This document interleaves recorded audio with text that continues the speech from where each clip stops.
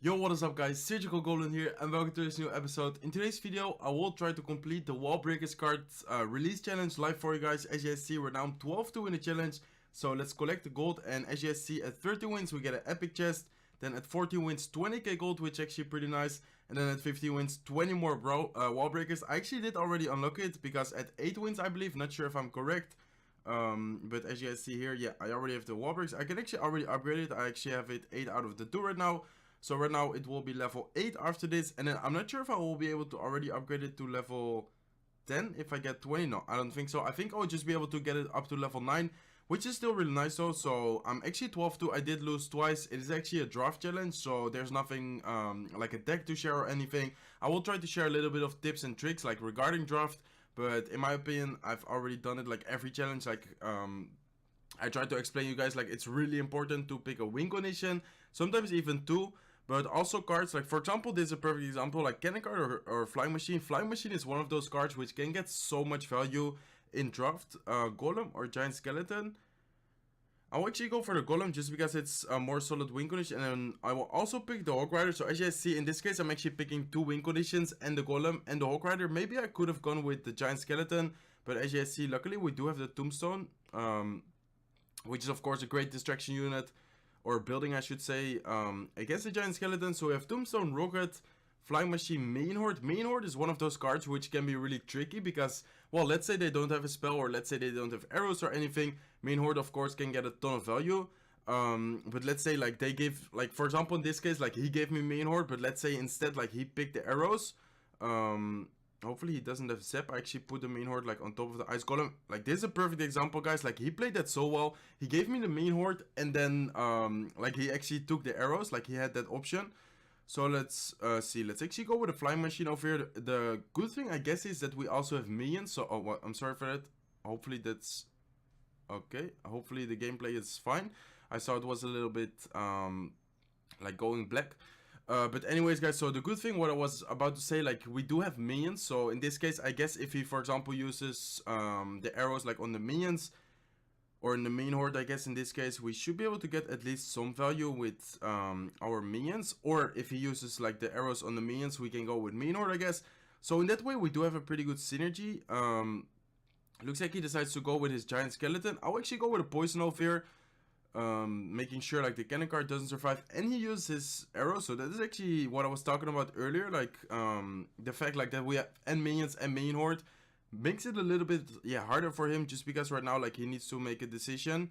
Not sure if the gameplay is like, I'm not sure. I will try to not touch it, like the cable. Hopefully it's good. I do want to apologize for that, like if the gameplay is, or if the screen is turning black like all the time. So let's actually go in with a Hawk Rider main horde, knowing that he just used his arrows, and for sure like he will not be able to cycle like back really quickly. So we should be able to take the, down the left side tower. Looks like he will go with his magic archer, but I think the magic archer, the magic archer will actually go down. So that was a really good push, guys. I think, I'm not sure what other card he used. Okay, so looks like he goes with his giant skelly. So actually go with minions, and let's then go with a tombstone. So wall breakers will actually take care of the tombstone, I believe. Luckily the skeleton spawning will, okay, so that was perfect, guys. The skeleton spawning from the tombstone actually did prevent the giant skeleton from looking onto the tower, or at least like getting close to the tower and like dropping his bomb there. So let's actually go with a Hawk Rider behind the golem. Looks like the Hawk Rider is able to look onto the tower. Let's actually go with another set of golem, or with another golem I should say, and let's then actually go with a poison over here, hitting both towers. Looks like he also put a mortar there. I mean, pretty sure like that's just a mortar like that he gave up. I don't think like he tried to defend like with a mortar there or something. So golem will be able to take care of the right side tower. Let's go with minions. Let's go with a flying machine. OP prediction from him, but it doesn't matter just because we already won this game, guys. So let's give him a good game. Let's give him a wall plate, and let's give him a thumbs up. Hopefully the screen is not turning black anymore. I think it did a little bit. I think you guys saw that, not sure though. But anyway, so we managed to win the first game, 13-2 in the chance right now. We need 2 more wins to be able to complete it, guys. So let's get into the epic chest. Looks like that's nice. We get all the epics we already have max, so we get some extra star points and of course some extra gold. So 13-2 in the chance right now, and let's see what we get next. So arrows or lightning, that's a pretty tricky one, just because lightning can be really good but can also be useless, like if he for example has a really swarmy deck. But I'm still going for lightning. So goblins or bats, I think bats are really good actually. Inferno Tower or Bomb Tower, definitely Inferno Tower, just if he for example picks like I don't know, like a golem. And then here is the win condition, so royal recruits or royal giant. I'm actually really kind of annoyed and distracted because on my screen, like in OBS, pretty sure for you guys as well, like the recording, sometimes the screen is like turning black. Hopefully it's not too bad, and hopefully it's not like too distracting or something, but let's see guys. So let's actually start with the Ice Spirit at the bridge. Let's go with a cannon card. Hopefully the screen will stay yeah, good. Let's go with bets in the right side, knowing that he actually has arrows. This is actually pretty good, guys, because, well, I guess he did give us the mean horde, so that kind of sucks. But in this case, like, that was what I was kind of referring to. In this case, we could bait out his arrows with the with the bets, and then right now we can actually go with a prince and a main horde at the bridge. Hopefully he doesn't have mirror, because that would of course suck, but it looks like he doesn't have anything for it. He actually drops his bomb tower, but the prince with the main horde is still able to take care of the left side tower, and will also be able to deal quite a lot of damage to the king tower. Looks like he does go with his prince. He actually already calls good game, even though he did deal a lot of damage to our right side tower. Don't think it's good game yet, but we're definitely looking really good, of course, like a lot of damage to his king tower as well, and we already took down his left side tower. So let's again cycle with the Ice Spirit. Let's go with a cannon card in the back. I expect him to go with royal recruits again. There you go, there are the royal recruits, and I think I might be able to get a lot of value here with my bets. Let's go with bets over here, guys. Again, like the screen, I'm really sorry for that. Not sure how I can even fix it. Like, I'm trying to not touch the cable or anything at all. But let's see. Let's actually go with a royal giant for a 3 count, and let's then go with a prince on defense to be able to yeah, counter those recruits without taking too much damage to the king tower.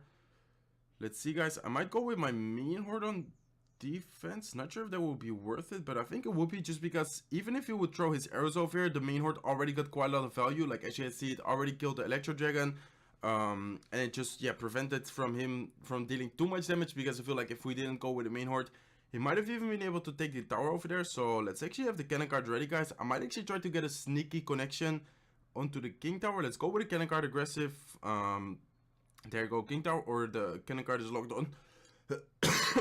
Excuse me, guys. The cannon card is locked on, brings down the tower to 831 HP, and I might be able to just go with an aggressive royal giant over here. Not sure if that is too aggressive, but let's see. Let's go with a prince for the wizard, and then also for the recruits. Look at the royal giant onto the king tower. We'll be able to bring it into almost lightning range. It's actually so close, guys. To actually go with a main horde, we do need to watch out, because if we don't take the tower in 20 seconds, we actually might. Okay, so I was thinking that we would actually lose the left side tower, but anyways, we're still looking really good, and the royal giant just needs to hit once, or probably will be able to even take it down. One hit, and there you go. There's the second hit. So let's give him a good game. Let's give him a wall plate, and let's give it a thumbs up. So was able to get the second hit, was able to take down the king tower. So actually a really nice match again, and it does put us 1 win away from completing the wall breakers card release challenge, 20k gold, which is of course really nice. And let's hop into the last match, guys. Hopefully, as I mentioned earlier, like the screen, like it's not going black too often, because of course, like that will be really annoying. I do want to apologize for that, guys. So this is actually pretty nice. We have I actually picked Goblin Giant instead of Giant, just because with Goblin Giant, like in some situations, for example, in a, well, this is just an example, but let's say like we gave him a bandit, and well, this actually we do, like we actually picked the bandit, but let's say our opponent has like kind of a bridge spam type of deck like bandit, and we don't really have anything to stop it. Goblin Giant, like to kite, is actually really good, just because the spear goblins like from the Goblin Giant actually help kill the unit. So that's why in yeah, draft I actually prefer Goblin Giant over Giant. So let's set up a goblin out. Looks like he also started with a spawner. He actually goes with his barbot into the left side lane. Luckily for us in the back, just because this way like we might be able to go with like a goblin giant or something. Looks like he actually decides to go with his bowler. So I might just yeah, go with a knight to kind of distract and try to counter that, of course. So let's see what he drops. I might just go aggressive with, yeah, I would just go aggressive with the goblin giant at the right side, just because he went quite aggressive with the bowler. And of course, like he used the barbot. So it looks like he actually does have Inferno Dragon, which is really unfortunate for us, just because Inferno Dragon, of course, is a great tank killer, like probably the best tank killer in the game. As a unit, of course, like you have units like P.E.K.K.A and stuff like that. But Inferno Dragon, once it like heats up and you don't have a reset, it's shreds. I'm not sure if I pronounced it right, like through golem, stuff like that. So let's see, guys. Looks like he does go aggressive with his Rascal Girls. Luckily for us, we do have the look. Like in this case, we do have the look. But if he, like if we don't have a look, that would actually be a pretty good play. Let's actually go with a witch into the right side. Let's go with a knight. So that was actually well played on his part. Actually, the wall breakers might die. Yeah, they actually died to the witch. I was like saying like this is actually well played because the giant is tanking, but I actually forgot about the witch splash damage. I might actually turn this into a pretty big push. Let's actually support this with a baby dragon, just because we have a witch which is splash damage, baby dragon great splash damage, but looks like his bowler is able to get a lot of value. Actually completely killing and the knight and the witch as well, and also thank you for the baby dragon. That was actually a really excuse me guys, really valuable bowler. As you guys can hear, like my throat is still not the great or not the best, but yeah, I'm doing my best. So let's set up a goblin hut to the right side. Looks like again he goes with his bar pot in the back. I think I would just go with a goblin giant and then a witch behind it, knowing that he just played his bowler. I'm not too afraid about yeah, putting it behind. He might cycle back though. I feel like he cycles not too like bad. Looks like he just needs 2 more cards to be able to cycle back to the bowler. There's the Inferno Dragon. So Inferno Dragon should be able to deal with the Goblin Giant. Let's actually set up another Goblin Hut, guys. But the bowler is really annoying, just because right now the bowler will be able to get so much value on defense for him. There you go. There's the bowler. I might pressure the opposite lane with a Goblin Giant Goblin Gang, knowing that he doesn't have lock like we picked the lock. He does have the zap, so we do need to watch out for that, but I think it's still fine. Let's actually go with lock for his Rescue Girls. So I think that's actually a really good push, guys. Let's go with a baby dragon, knowing like that baby dragon will actually be able to take care of the barbot. And as you guys see, the push on the left side actually managed to take down a tower, knowing that his bowler was out of cycle. I decided to go with a Goblin Giant, Goblin Gang at the bridge. And this should be a good game, guys. As you guys see, just 2 seconds. No way he will be able to take care of the tower. Let's give him a good game. Let's give him a well played. And let's give him a thumbs up. So as you guys see, we managed to get from 12-2 to 15-2 in the Wall Breakers card release challenge. So I would say let's just collect. I don't even think there's a chest. No, I think it's just collect the wall breakers and that will be it. So let's collect the wall breakers. As you see, 20 epic cards, so we will be able to upgrade it to level 9, which of course really nice. And that was the challenge, guys. So hopefully you guys enjoyed this episode. Hopefully you guys could learn something from it. Let's quickly upgrade the wall breakers. So again, I will quickly repeat the tips for draft, like my personal tips. So there you go, level 9 wall breaker. So always try to pick a win condition, guys, and of course be smart with what you draft. Like for example, this is of course like a really obvious example, but it's actually possible. Like I feel like it shouldn't be possible, but for example, drafting arrows and giving your opponent main horde. Try to yeah, make it easier for you guys. Try to make it like of course like as hard as possible for your opponent. For example, giving him, I don't know, let's say yeah, I keep like mentioning the example of main horde arrows, but I think you guys know what I mean. Like for example, if you give him giant and you can pick for example Inferno Dragon, of course like try to pick the Inferno Dragon.